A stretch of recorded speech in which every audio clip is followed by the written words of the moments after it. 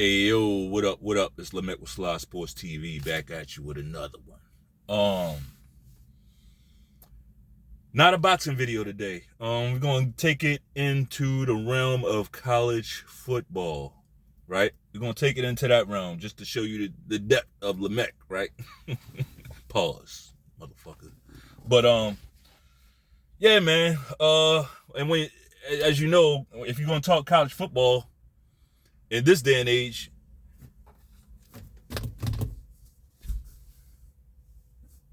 if you're going to talk college football in this day and age, you got to be talking prime, right?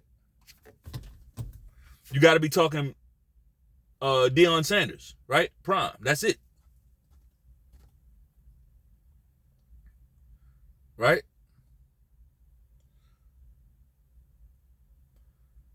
So let's talk a little prime. First of all, this guy, man, Deion Sanders, it ain't too many guys that they got that. I'm talking about, you hear the word it factor thrown around a lot.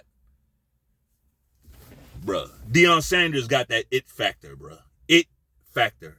Like freakish athletic talent. Freakish athletic talent on the football field. I'm talking about like speed out of this fucking world. Hands, like playmaking ability, quickness, agility.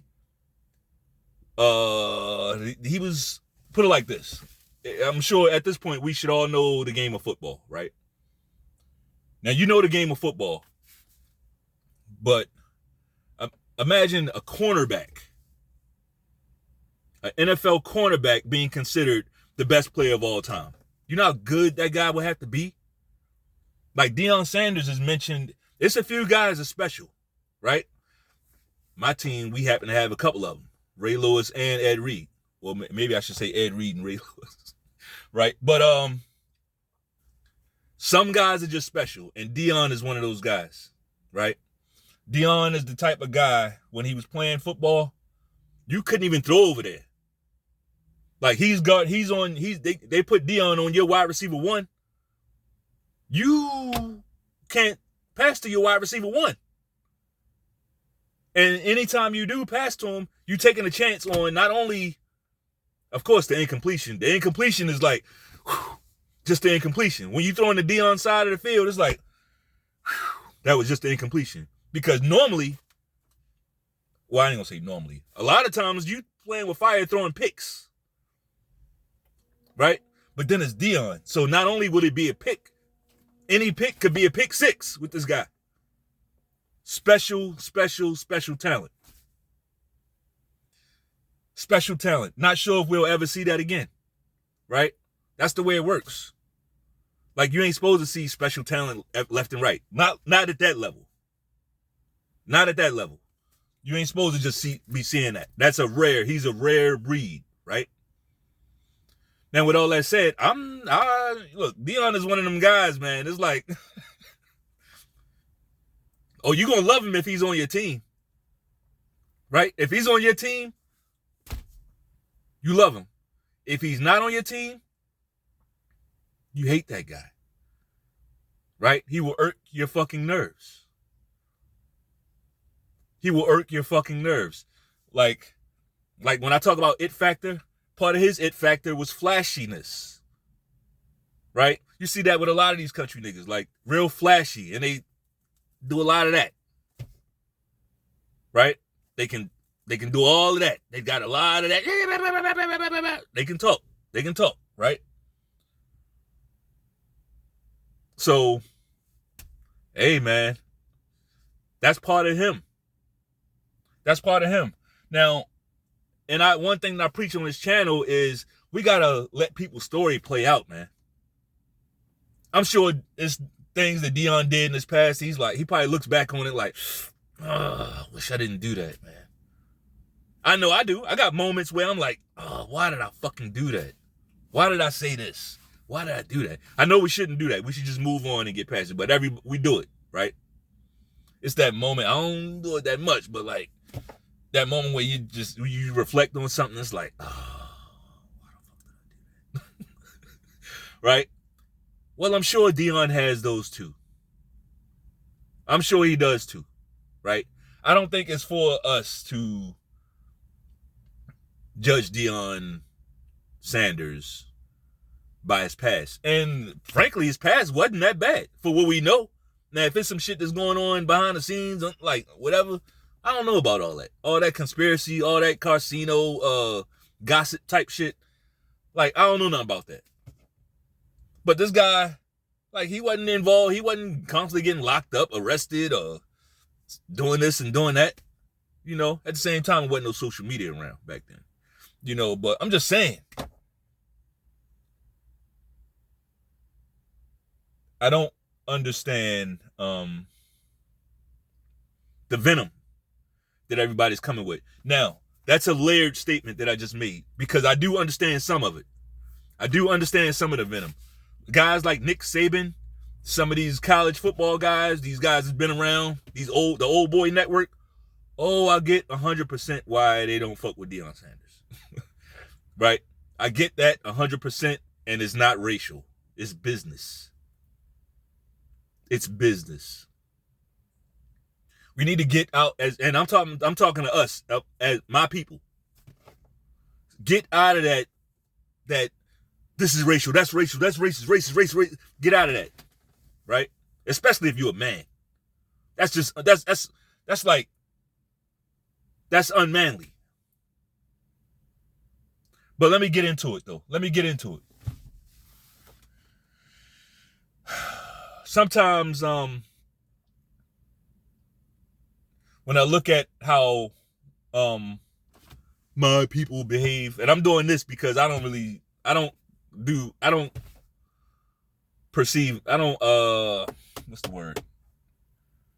perceive you as being my people just because your skin looks like mine, right?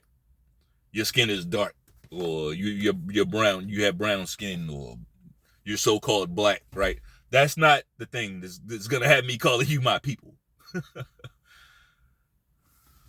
The thing that's gonna do that is how you move, what you say, how you act, how you behave, how you treat other people, right? How serious you are about life. Those are the things that make you my people or not. Like where we align. If we align in enough things, I'm gonna call you my people. We don't have to be across the board because I'm not across the board with nobody. But this idea, sometimes I see black people, it's like when one of us does something, but we doing that because they're black, which is, hey, if that's your thing, fine. We jump behind people like, Deion Sanders. Now, Deion Sanders is far from the first black coach. He's just the one that y'all, all of a sudden, y'all care so much about.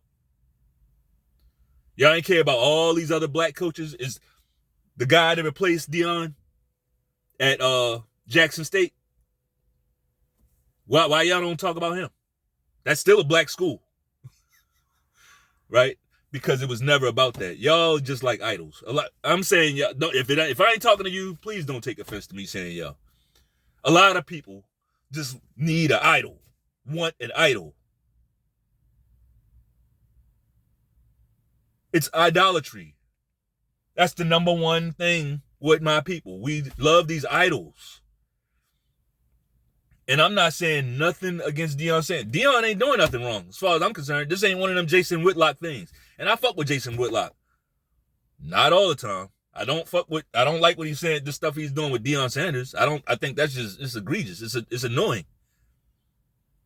But I like Whitlock. I think most of the time he's somewhere around where I believe kind of similar. But not with this Deion shit. Not with this. The man has done nothing to deserve that type of venom being hurled his way.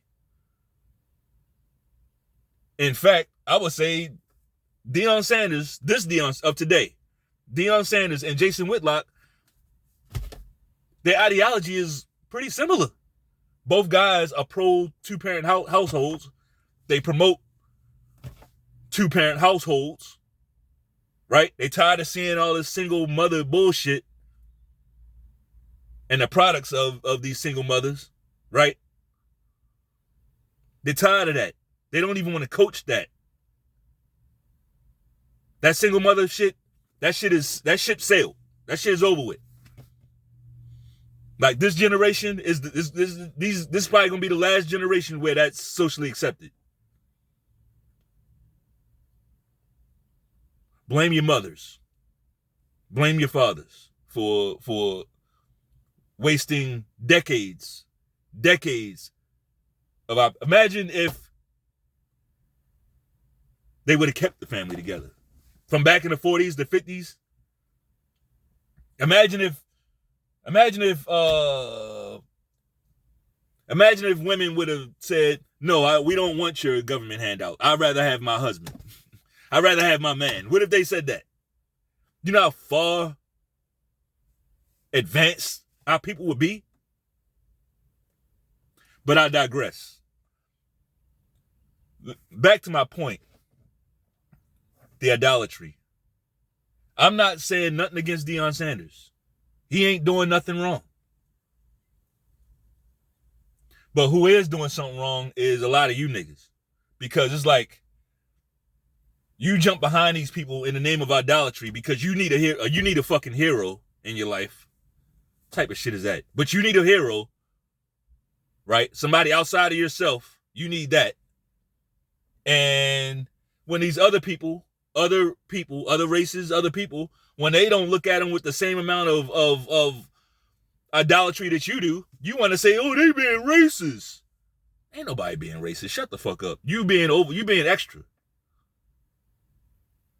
It's like when we jump behind people, it's like we need the whole world to get behind it too. Like, if we can't just have nothing that we like, right? If it's something that just only black people like, you know what it's going to get called? It's going to get called ghetto. It's going to get called Chitlin Circuit. It's going to get called all this shit, right? It's going to get called all this shit. But when white people get behind it, then it's like, yes, y'all. Listen, don't blame white people for that. Stop blaming other races for that. That's you. That's you. Like, why you need everybody to back you up? I don't give a fuck. Even if it is racist, so the fuck what? You notice how black people are the only ones crying about racism? And don't tell me because we the only ones dealing with it. We're not. That's stupid. This is the real world. It's about business. If somebody's doing something to cut into your business, a lot of y'all came from the street. You know how that shit is. When somebody cut into your business, what happens? Do things happen because I'm gonna kill this nigger? Is it race or is it money?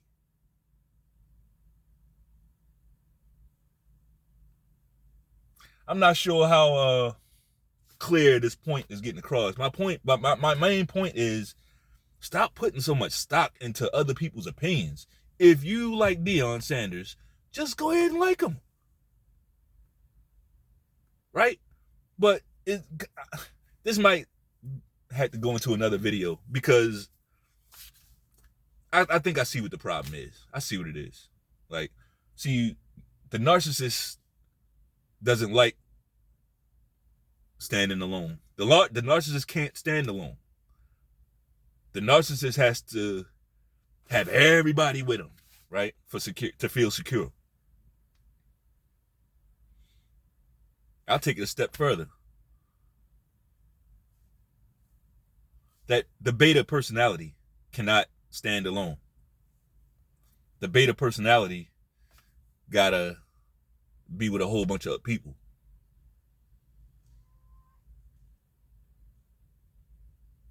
The beta personality gotta be around a whole bunch of people so that they can fit in. right? Cowards.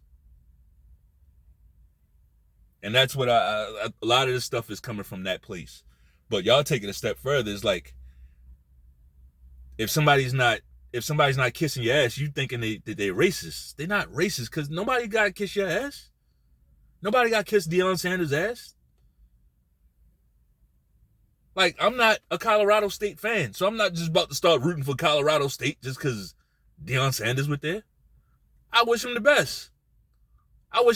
But that's it. I'm not about to get emotionally invested in that team because he's coaching. Like, the fuck out of here. He's not even playing. He's coaching. That's how bad people need a fucking idol. The shit is disgusting. It makes you look weak. It's overcompensation. And the whole world sees it, but you niggas don't. The whole world sees you overcompensating. And I don't knock nobody hustle, man. Do your thing.